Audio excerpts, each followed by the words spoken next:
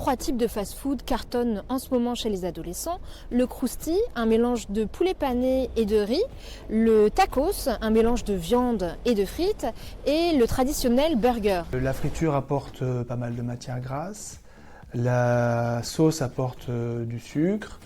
La quantité globale veut dire probablement que la quantité en calories est conséquente, donc je pense qu'on est autour de 1000 calories et quand on est un adolescent on a besoin à peu près de 2300-2500 calories, donc ça veut dire que rien qu'avec ce plat-là on apporte un tiers de ce qu'il faut pour la journée. Même si c'est un peu moins volumineux, il y a quand même une quantité de calories qui est probablement autour de 700-800 calories, avec possiblement, lorsque la taille est plus élevée, parce qu'il y a des plus grosses tailles de tacos, des quantités de calories qui peuvent atteindre des chiffres astronomiques de l'ordre de 1500 voire plus. Des glucides simples, donc qui vont apporter pas mal de sucre rapide.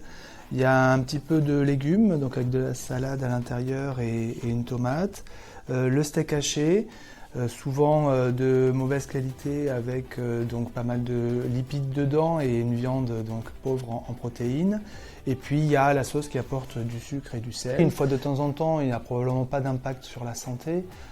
C'est la répétition qui fait qu'on peut avoir donc, une augmentation du poids et aussi des difficultés sur le métabolisme. Alors le fait maison, quand on choisit ses produits, permet d'avoir des produits de meilleure qualité. On peut aussi ajuster la quantité de sauce, diminuer la présence de sel